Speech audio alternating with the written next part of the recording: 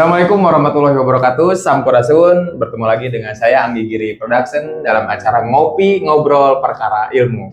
Alhamdulillah sekarang saya kedatangan tamu dari guru ya, dari Garut ya, gurunya jauh ya, dari Garut ke Purwakarta ya. Tapi alhamdulillah beliau berkenan hadir dalam acara podcast saya Anggi Giri Production.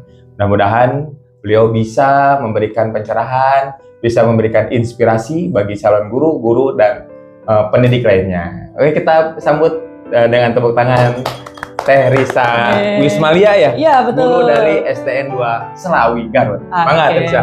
Ya, terima kasih Kang Anggi, undangannya luar biasa. Dengan senang hati datang ke podcast Kang Anggi dan nanti akan tayang ya di YouTube Anggi Giri Production. Ya. Teman-teman, sebelum kita memulai, saya mengucapkan terima kasih atas undangannya. Oke, kemudian sama-sama. Juga Kang Anggi adalah inspirator saya juga ketika di kampus dan hari ini. Jadi saya senang banget nih diundang sama Kang Anggi. Alhamdulillah, luar biasa. Jadi saya ini sosok guru di Garut yang merupakan potensial Garut atau guru muda tapi punya potensi-potensi yang mari kita gali. Ini acara ini penting bagi calon guru, bagi guru serta para dinas pendidikan untuk berdiskusi dan nanti implementasinya dalam dunia pendidikan. Tadi saya ini guru yang salah satu doktor juga, luar biasa, guru SD tapi gelarnya luar biasa, doktor ya, Doktor Risa di UPI ya tadi saya. Iya. Ya, luar biasa, kan jarang ya teman-teman guru SD tapi berpendidikan S3, jarang temui mengimplementasikan gelar doktornya, ilmu doktor pendidikan dasarnya di sekolah. Nah kalau boleh tahu nama sekolahnya apa tadi, Sa? Sekolah saya namanya SD Negeri 2 Selawi. Oh, Selawi ya.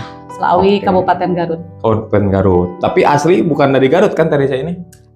Karena cinta saya ada di Garut, maka cinta. Saya pindah ke Garut. Oh, berarti benar kata-kata ini, saya bikin kata-kata, janganlah putus cita-cita karena cinta, jadikanlah cinta sebagai pendorong cita-cita. Ternyata cinta Teh Risa ada di Garut. Dengar-dengar Teh Risa di Garut itu di STN 2 Selawi telah melaksanakan program yang luar biasa nih. Makanya saya mengundang Teh Risa ke sini itu untuk memberi tahu atau nanti barangkali menjadi sebuah terobosan bagi calon guru atau pendidik lainnya untuk diimplementasikan di Purwakarta gitu kan ya, di Karawang, di Subang dan di daerah lainnya se-Jawa Barat ya. Oke.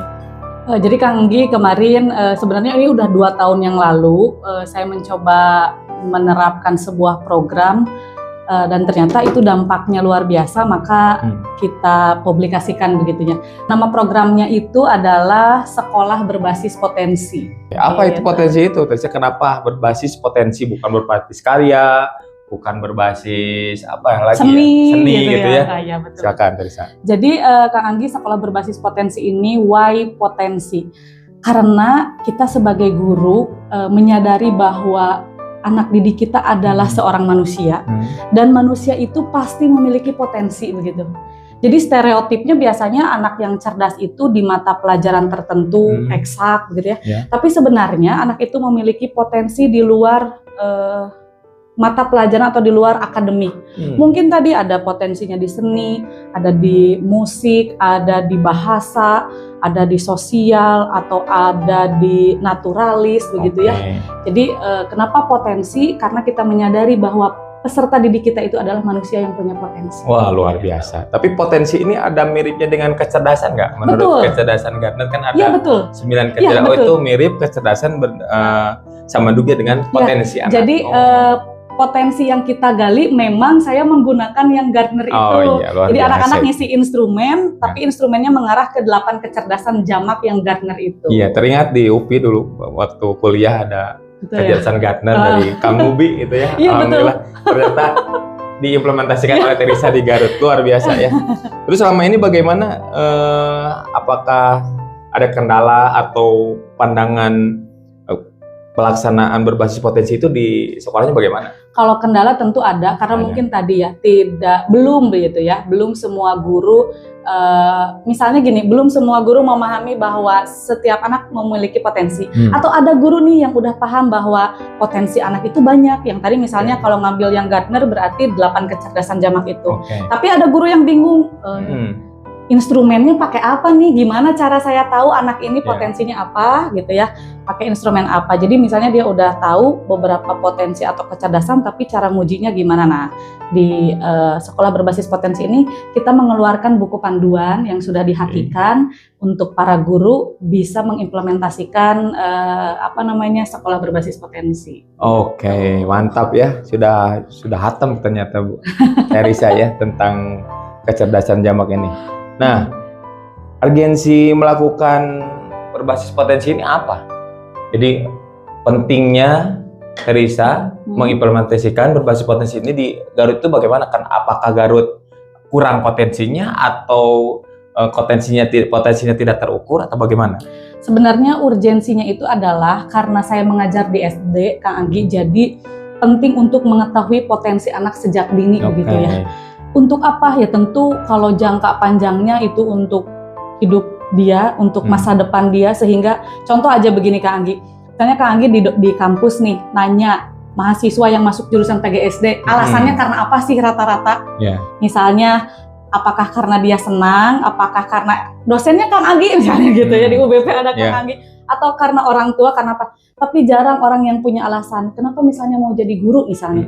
Karena saya punya potensi berbicara, saya senang mengajar, saya senang bersosial, saya punya kelebihan di bahasa untuk menjelaskan untuk segala macam. Jadi kayaknya saya cocok di guru. Jarang itu tentang diri dia gitu. Atau misalnya seseorang yang jadi apa ya, misalnya jadi YouTuber, jadi apa, jarang membahas kenapa dia mau jadi itu, karena potensi saya ini, karena nggak kedeteksi potensinya. Nah, berharap si anak SD ini bisa mengetahui potensinya, jadi kerjasama dengan orang tua juga dapat dikembangkan. Kalau tidak ada yang bisa difasilitasi di sekolah, orang tuanya kan bisa fasilitasi mereka di luar sekolah. Jadi urgen untuk menumbuh kodratkan hidup dia nanti di masa depan. Iya, betul ya. Luar biasa itu, jadi menggali atau melihat, menganalisis potensi anak sejak dini gitu ya. Betul. Kalau dulu kan ada berbasis kompetensi, ada. Iya. Kalau kurikulum dulu itu. Nah, untuk potensi ini, jadi pentingnya berbasis potensi ini saya rasa perlu diterapkan di sekolah dasar, karena apa? Anak itu selalu berpikir pesimis. Nah, betul. Kita itu apa potensinya tidak tahu. Jadi untuk karir kedepannya atau hobi atau melanjutkan sekolah kedepannya bingung. Iya, betul. Ternyata Teresa punya gagasan ini untuk mewadahi potensi-potensi anak supaya nanti berkelanjutan untuk ke jenjang sekolah selanjutnya udah tahu dia potensinya di mana. Jadi gitu setiap anak akan memiliki kepercayaan diri, karena saya itu, punya potensi ini, dan nggak akan iri dengan temannya yang misalnya jago di matematika, nggak apa-apa, saya jago juga kok di olahraga, saya juga jago kok di sini, nggak akan begitu. Jadi anak lebih pede, tentunya, kalau udah mengetahui potensi dirinya ya. Betul. Terus selanjutnya tadi saya, bagaimana ini tahap pelaksanaan berbasis potensi ini? Tapi jangan dulu jawab, kita ngopi karena kita acaranya ngopi ya, ngobrol perkara ilmu. Ya, silakan di pemirsa di rumah kita ngopi bareng.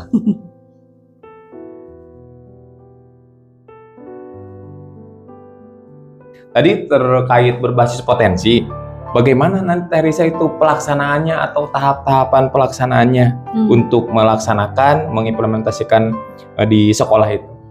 Jadi Kak Anggi, di sekolah berbasis potensi ini sebenarnya guru itu memulai untuk menyebar angket, disesuaikan dengan keterbacaan murid SD tentu ya, di awal tahun pelajaran sih sebenarnya, ketika MPLS ya, MPLS itu, jadi anak-anak itu mengisi angket, guru menghimpunnya. Dari kelas 1? Kalau kelas 1 belum, itu kita belum sih sebenarnya, karena kelas 1 itu biasanya ada program khusus MPLS dari kementerian, jadi kita belum bisa masukkan, tapi orang tua kelas 1 itu ada meeting parent gitu sama kita, dikasih tahu bahwa Bapak Ibu orang tua wali murid jangan menanyakan ranking ya, tapi tanyakan potensinya. Nanti guru kelas 1 yang akan menjelaskan ketika pembagian raport itu. Nah, dari mulai kelas 2 sampai kelas 6 kita melakukan penyebaran angket, kemudian anak-anak pada mengisi, tapi kalau kelas 2 dengan kelas 3 itu secara lisan. Karena mungkin membaca pemahamannya misalnya masih belum gitu ya. Kelas 4, 5, 6 udah sama tulisan, kita analisis ternyata misalnya dominannya dia ada di kinestetik misalnya gitu ya, atau di musik atau di bahasa misalnya. Kemudian kita mengundang orang tua. Oh, ada orang Ada orang khusus tua. ya. Dan satu persatu kita ngobrol dengan orang tua. Orang tua itu sebagai narasumber dan konfirmator. Jadi misalnya secara non formal aja sih ya, kalau dengan orang tua misalnya gimana ini anaknya di rumah, misalnya ngejelasin suka main bola, suka apa. Kita udah punya data nih, anak bagus kinestetik. Oh iya, terkonfirmasi sama orang tuanya. Kalau ada hal yang belum terkonfirmasi, baru kita sharing dengan orang tua. Jadi ini hasil angketnya begini Bu, apakah kira-kira ada betul nggak di rumah kelihatan misalnya gitu. Nah kalau setelah dengan orang tua, kita juga ada diskusi dengan guru sebelumnya. Misalnya saya guru kelas 6, saya nanya nih ke guru kelas 5. Jadi wali kelasnya berarti ya wali kelas, betul. Nanya ke guru kelas 5, gimana anak ini bener nggak ada potensi ini gitu ya. Terus nanya juga ke guru bidang, ke guru PAI atau guru PJOK gitu. Karena itu kan yang mendampingi dari kelas 1, betul nggak anak ini ada potensi di sini. Jadi kita rekap, kita himpun datanya. Kalaupun ada anak yang misalnya belum ketahuan nih potensinya Kang Anggi gitu ya pada saat itu. Dia anak itu jadi tidak teranalisis. Apa ya gitu, hanya baru kata instrumen dia naturalis misalnya dominan, tapi asal nggak kelihatan. Nanya ke orang tua, duka atuh terang misalnya gitu ya. Nanya ke guru sebelumnya juga bingung. Nah, apa yang dilakukan guru? Karena ini sustainable, karena ini berkesinambungan terus menerus. Selama pembelajaran kita mengobservasi anak itu, karena kita yakin anak itu pasti punya potensi. Pasti ada. Iya, tapi hanya belum ketemu aja gitu ya. Jadi misalnya nih ada satu anak dia di hasil angketnya itu naturalis, tapi saya mentok nanya ke sana ke sini belum ada dukung gitu ya, informasi yang mendukung. Akhirnya ketika misalnya kita bikin vertical garden, kita lagi belajar PLH. Saya memperhatikan apakah betul anak ini ada ke tanaman atau ada ke hewan atau ada ke alam. Ternyata terlihat begitu. Jadi ketahuannya setelah diobservasi beberapa bulan. Emang nggak saat itu ketahuan langsung sih. Ya, berarti ada beberapa tahap ya. Mungkin nggak ketahuan di kelas 2, ketahuannya di kelas 3, ketahuannya di kelas 4, ketahuannya di kelas 5. Ada juga anak yang ketahuannya di kelas 6 itu juga ada. Oh, pas akhir-akhir di kelas ya? Iya, gitu. Berarti mulainya bisa diobservasi pas waktu kelas 2 berarti ya? Pas waktu kelas 2 sebenarnya. Oh, jadi kelas 1 tidak ada karena ada dari kementerian. Pas kelas 2 mulai kita analisis anak tersebut. Di kelas 2 itu ya karena mungkin jawaban anak juga masih anak untuk ditanyanya itu belum bisa tadi membaca pemahaman atau informasi untuk dia masih belum mumpuni begitu ya untuk kelas 2. Jadi datanya itu banyak. Jadi kalau dari 8 kecerdasan itu rata-rata 6 dia itu belum mengerucut gitu. Ya emang ketika kelas 3 ketahuan, kelas 4 ketahuan sampai akhirnya dia di kelas 6 sekolah dasar ada yang ketahuan, kemudian ketika ada lomba kita arahkan ke sana dan ya betul 2 tahun belakangan ini dilihat grafik prestasi SD kita itu memang meningkat. Oh, luar biasa ya. Itu bisa ditiru bagi sekolah-sekolah lain untuk menggali berbasis potensi itu ya. Tapi nanti kita kupas lagi lebih dalam. Selanjutnya, apa dampaknya? Ada dampaknya nggak dalam melaksanakan itu? Kan misalkan pelaksanaan ini jadi guru itu ada tambahan atau ada kerjasama dengan guru lain. Misalkan kelas 2, apakah sama guru kelas 2-nya menganalisis potensi anak itu atau ada tim sejawat untuk membantu gitu? Ada sih berkesinambungan. Jadi udah hasil analisis itu kita ada yang namanya kombel. Komunitas belajar ya. Itu. Nah, di sana kita sharing tentang anak-anak kita gitu. Apakah di mantan yang guru ngajarnya oleh kelas bisa bercerita. Sebelumnya bercerita. Jadi ada sharing dan dampaknya yang tadi anak lebih percaya diri, anak mengetahui bahwa saya punya potensi dan kita tidak ranking oriented karena di kementerian juga tidak ada ranking penghapusan itu gitu ya. Jadi setiap anak punya potensi, dia insya Allah akan percaya diri, bekal hidupnya, kemudian dampaknya ya sebenarnya ada lomba gak ada lomba juga tetap kita kembangkan, tapi kalaupun ada perlombaan kita lebih siap. Jadi bukan mencari bibit anak itu ketika ada lomba aja gitu, nggak ada lomba juga kita fasilitasi di ekskul atau di acara-acara sekolah gitu ya, kayak Isra Mi'raj atau ada anak yang bagus nih pidatonya ya ditampilin, ada acara literasi bahasa, ya anaknya yang ngedongeng gitu jadi sudah guru tidak kesulitan ketika ada acara-acara karena sudah dianalisis anak-anak ini misalkan yang musik nih berangkat betul. Pasti dong kegiatan ini pasti ada tantangannya dan nanti bagaimana Teresa menghadapi tantangan tersebut gitu ya, tantangannya seperti apa, terus solusinya seperti apa? Betul. Masalah tantang ini sebenarnya di awal adalah instrumennya. Jadi instrumennya kan harus valid ya berarti Kang Anggi. Jadi saya menggunakan instrumen ini awalnya di kelas 6, ternyata ketika dipakai di kelas 2 itu bahasanya terlalu tinggi. Jadi itu kurangnya si anak itu kurang memahami. Apa ini? Jadi boro-boro ngejawab, ini pemahamannya belum nih gitu ya. Jadi akhirnya dievaluasi sama guru kelas 2, kayaknya ini kurang cocok bahasanya untuk anak kelas bawah gitu ya. Jadi tantangannya pertama dari instrumen, yang kedua memang dari gurunya juga gitu ya. Ketika memang gurunya bisa diajak kerjasama itu akan enak. Dan ketika sama-sama ya akan ringan begitu. Tantangannya paling sekitar itu, dan solusinya ya harus punya kesadaran bersama bahwa kita bukan hanya transfer ilmu ke anak, tapi kita mendidik gitu. Terus mengadakan inovasi-inovasi sehingga instrumen itu bisa dicerna oleh anak yang kelas rendah ya. Betul. Ada validatornya nggak mungkin Teresa dengan pakar-pakar terkait instrumen itu? Ada. Jadi saya ngasih ke teman dosen di IKIP Siliwangi dengan di Unpar. Luar biasa. Karena ada akademisi juga ya untuk memvalidator instrumen untuk diterapkan di sekolah Teresa tersebut. Betul. Luar biasa ya.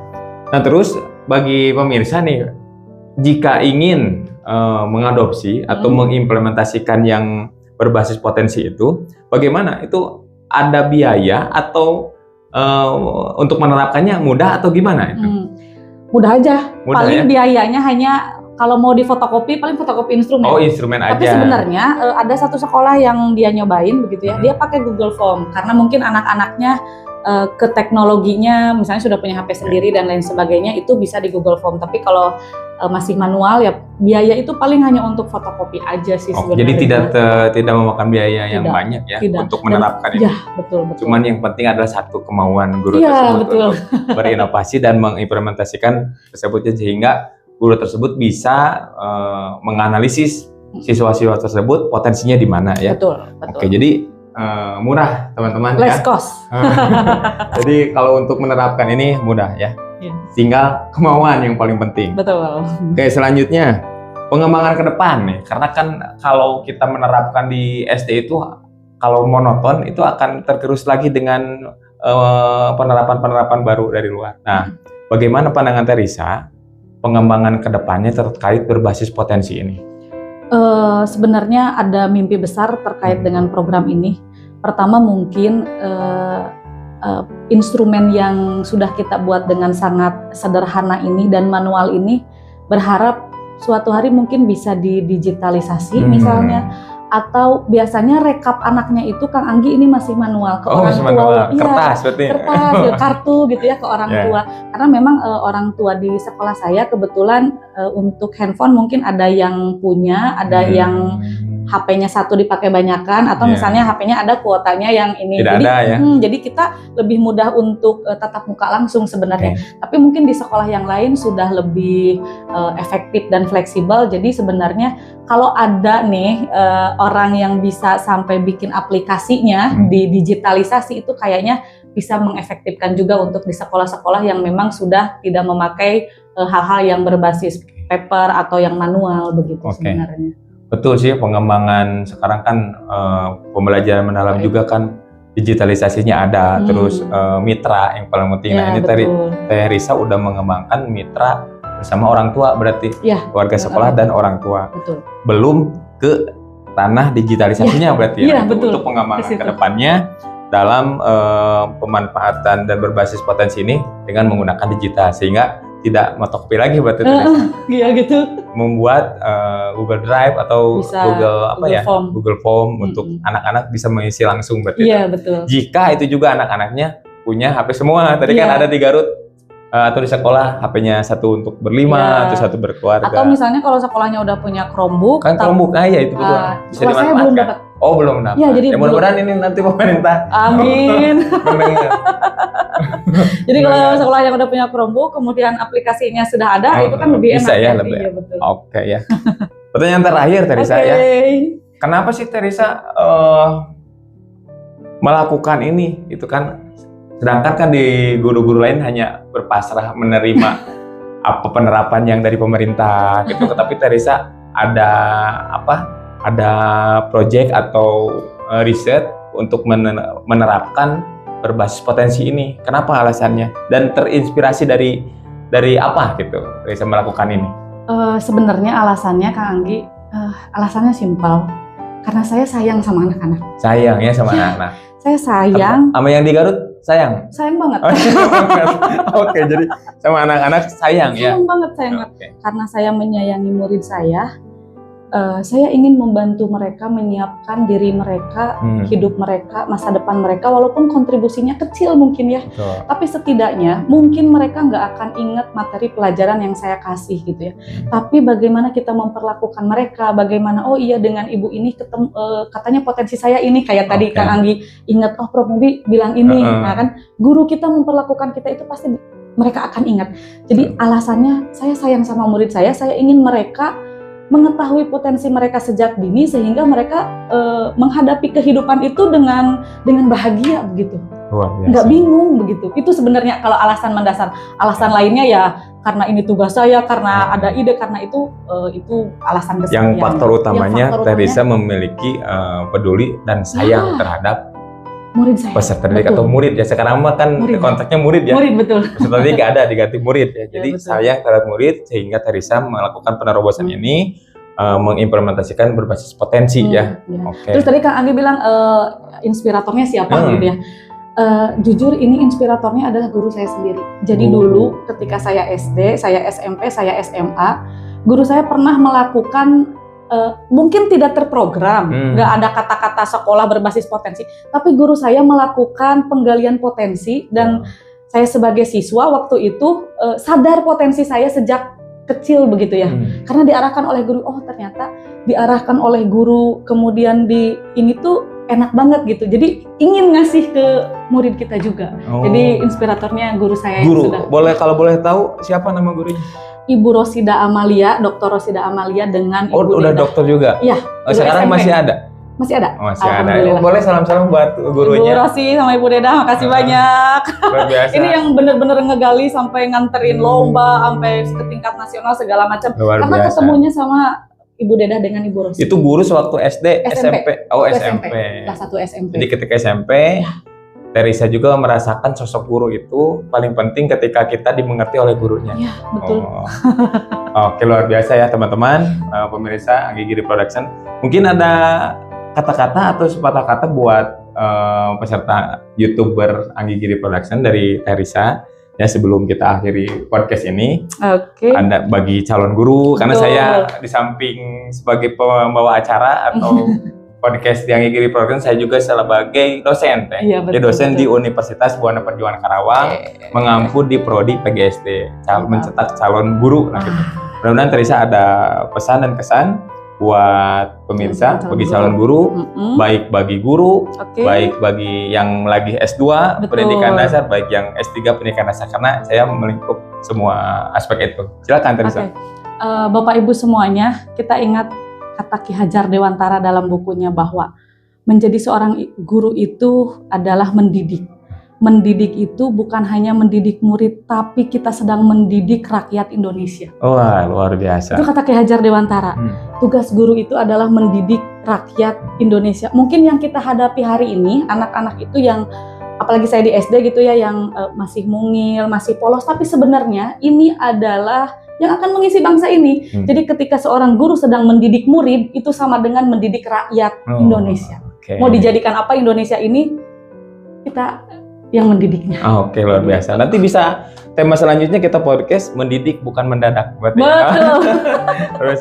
Berarti Teresa ini merupakan guru jadi, bukan jadi guru, karena ada perbedaan antara jadi guru dan guru jadi. Gitu. Kalau jadi guru kan hanya sekedar masuk kelas, memberikan materi, sudah pulang. Tapi lagi. Guru jadi itu masuk kelas, memberikan inspirasi sehingga murid itu meniru gurunya, karena singkatan guru itu digugu dan ditiru. Oh iya, betul. Oke, terima kasih teman-teman yang sudah menyaksikan Anggi Giri Production di acara ngopi ngobrol perkara inspirasi. Mudah-mudahan ilmunya bermanfaat. Amin. Nanti bisa diimplementasikan baik calon guru, baik mahasiswa juga bisa dijadikan sebuah penelitian, baik skripsi, tesis dan disertasi. Atur nuhun, di sini gunung, di sana gunung, tengah-tengah Pulau Jawa. Jangan ragu, jangan bingung, Teresa selalu istimewa. Luar biasa.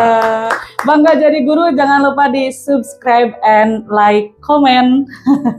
YouTube-nya apa? YouTube-nya Anggi Giri Production. Oke, ya. Kalau ada sumur di ladang, boleh kita menumpang mandi. Kalau ada umur panjang, boleh kita ketemu lagi. Hatur nuhun. Saya lebih suka lu namanya daripada aura kasih. Sekian dari saya. Terima kasih.